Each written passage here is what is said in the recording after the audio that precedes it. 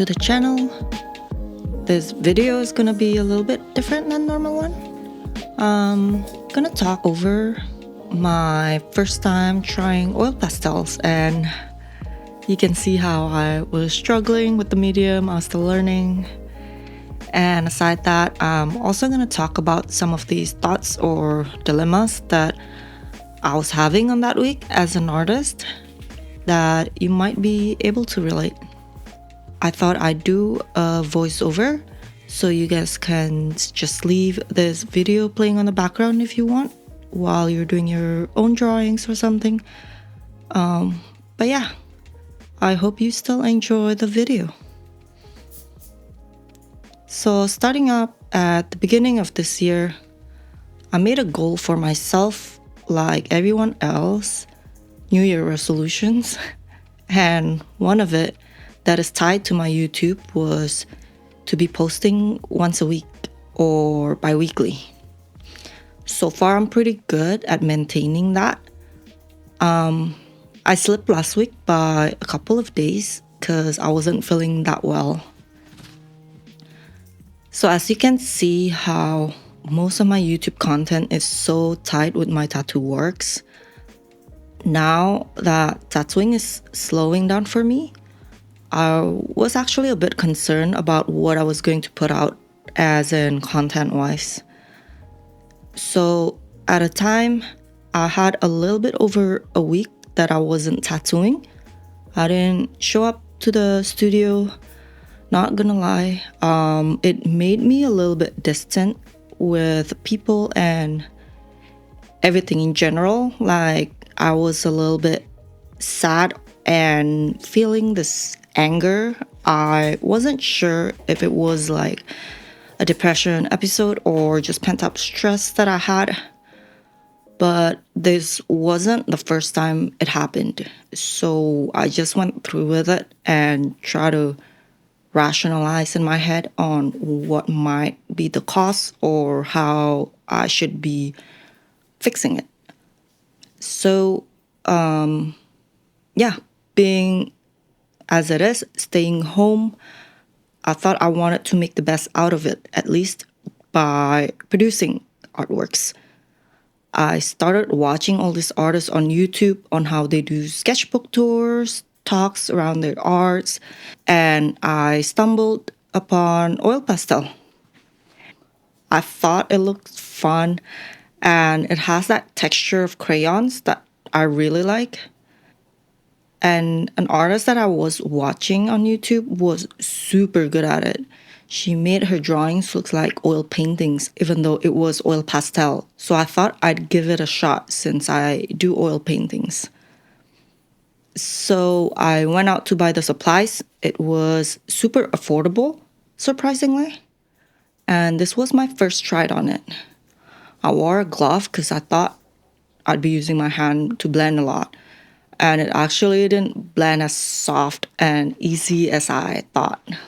I saw how people blend it very easily. I'm not sure if it's like different brand or the different paper. I was using this canvas paper on the first try. I didn't really like it too much. Even when I was painting with oil, I never really enjoyed painting on canvases.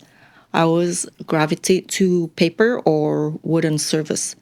If there's some sort of like cloth surface, it'd be an illustration board. I guess I like anything harder. So yeah, I was using a reference from my own photo that I took from a climbing trip a couple years back. I liked how there's foreground and the color contrast and the lights, especially, is golden hour. So it looks very pretty. And yeah, I was struggling a lot. I think the reference was too difficult. I was trying to simplify the background and the foreground and just make it as a big shapes overall so it's easier to digest. But yeah, I was still having difficult time because everything is just everywhere. It's just like all leaves. If you see the reference, I don't even know how I should have been doing it.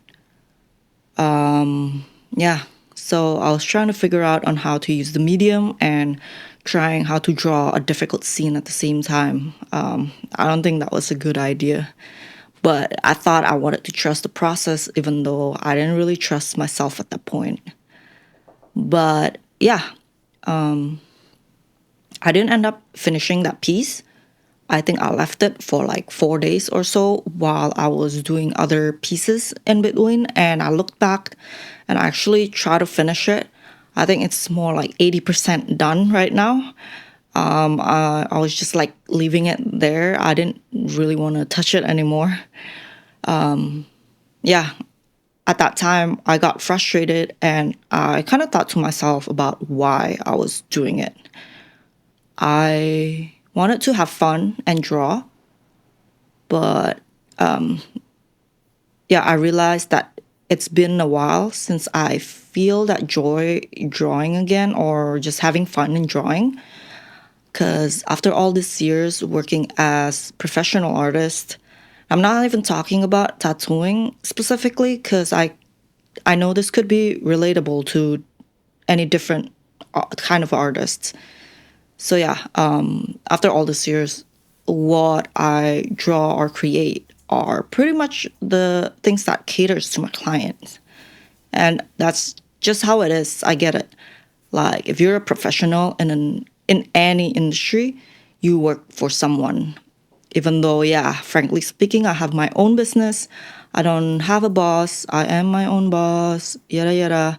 And as a tattoo artist, I think I do have a lot of creative freedom myself. But all in all, at the end of the day, the art is for the client and they get to pick what they want. Anytime outside of tattooing, I would normally try to draw. And in my mind, I always had this thought of when I draw, like, oh, this is for studies. Oh, I gotta learn how to draw this thing so I can freehand it next time. Or oh, I gotta learn how to composite better for my tattoos. Everything has to be studies or a learning experience somehow. So at times where I just want to relax and doodle and have fun, I didn't even know what to draw out of my head. I had to use references and it felt like it I wasn't being creative enough. Like I couldn't make up things out of my head like how I used to. I think this is also because of my tattoo style is more realistic than illustrative. So I didn't really need to draw anything. I could, but I didn't.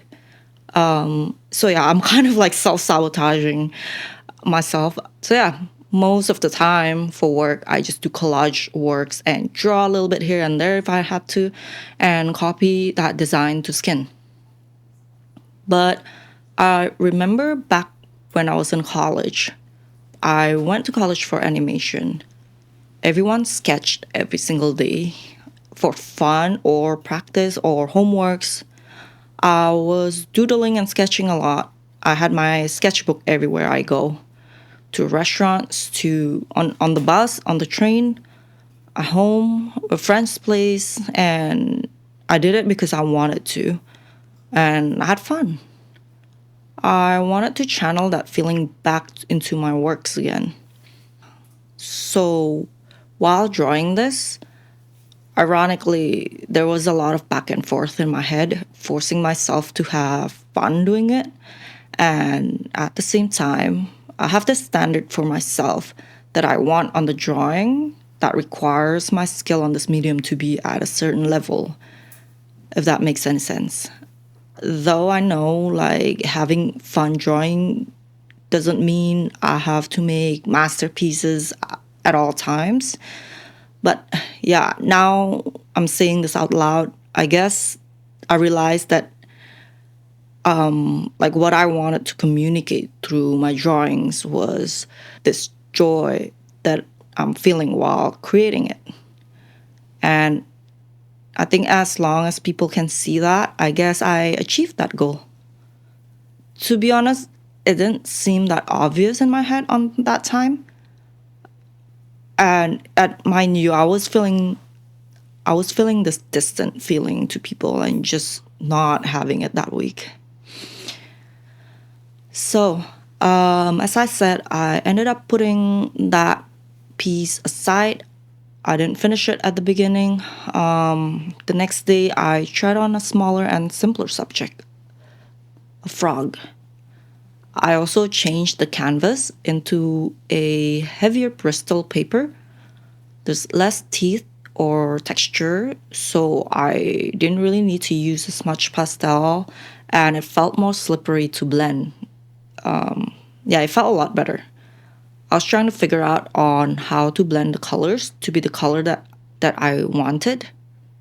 It was pretty challenging. Usually, when I paint with oil, I mix the colors before I put it down on the paper. And that way, I know the color would be at least 90% close to what I want it to be. If anything, I could always change slightly by layering. But for this one, I had to mix as I go. I can't mix it on the side and put it on the paper. It was kind of fun and nerve wracking at the same time. I did feel a bit nervous at a time when I was doing it, but I kept telling myself, oh, what the hell, man? It's paper, it's not skin. There's nothing to be afraid of. Yeah, so that made it better. I was also trying different technique in terms of how to layer and blend the colors. If they're supposed to be certain ways, like starting out the darker tones or lighter tones first, I had no idea what I was doing. I was straight up experimenting with it. Yeah, I tried using Q-tips to blend with and without oil. I saw people do it on YouTube and it did not work like how it should be. I'm not sure why, but when I use oil, yeah, the pigment just got stripped and it left the paper oily. I tried blending it with my fingers sometimes, but the pastel isn't as soft and buttery. Yeah, so the consistency was not right just to blend. I didn't really have a point of reference other than the videos that I was watching, since that was my only oil pastel brand that I have so far. But yeah, I like how you can't really go too much into details working with oil pastels though, since the tip gets softer and rounder as you go. And that kind of forces me to see the bigger picture and focus on that. At the end, I wasn't quite happy on the result on this one because of the feet part of the frog. It seemed like it was too crowded and it didn't make it easy on the eye just to see, to differentiate things. I wasn't sure what it was. But yeah, when I posted it on my threads, it seems like that one was actually the one that got a lot of likes comparison to the other ones. So yeah, I'm not sure why. The next day, I tried to do another sketch. I sketched out a goose and this purple flower on his head. I thought it was super cute, and the photo just makes me happy. Yeah, so I sketched it with pencil. I wasn't sure if the pencil was gonna show through the painting, since it's a goose and I know it'll be lighter in color, and yeah, it shows through the pastel. I thought it would be fine because oil paintings would work with hiding sketches underneath usually, but I don't know why it didn't work with pastels. I'm trying my best to focus on the tonal value on this one, especially for the trees in the background, since the first painting, that was mainly the issue. It was hard to differentiate the depth of the trees since they're all just 50 shades of greens. So I started on the darker part of the green of the trees and slowly goes to the lighter ones. It was easier for me to put the lighter color on top of the darker colors in general by like just pressing more of the lighter colors on top of the darker ones and not really smudging it to still blend that way. But yeah, overall, I felt a little bit more confident on this drawing.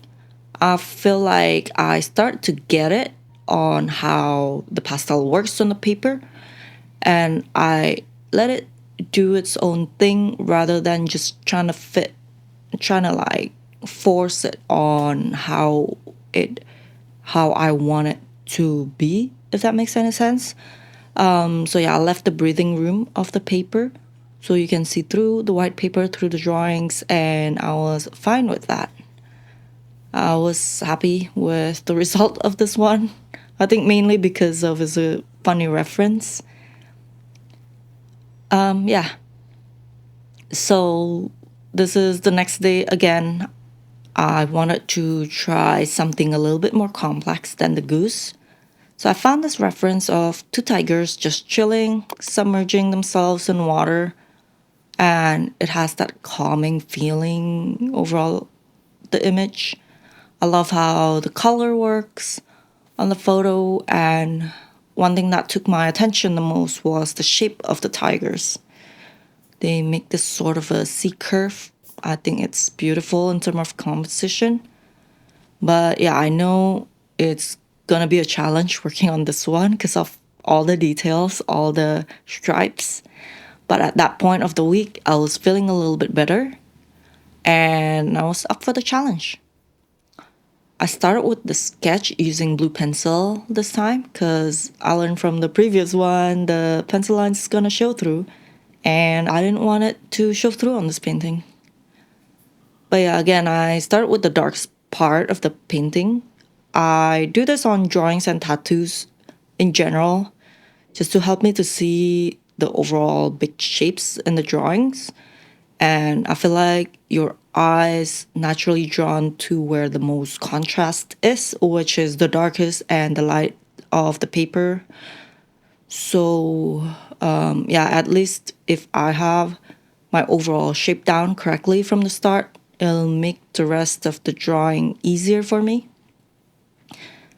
If you realize I haven't been using any blacks of the darkest part of the paintings, this is because I prefer not using black or use it very minimal in paintings, since I find it like it flatten the image if it's not done correctly or overused. Of course, this is depending the project.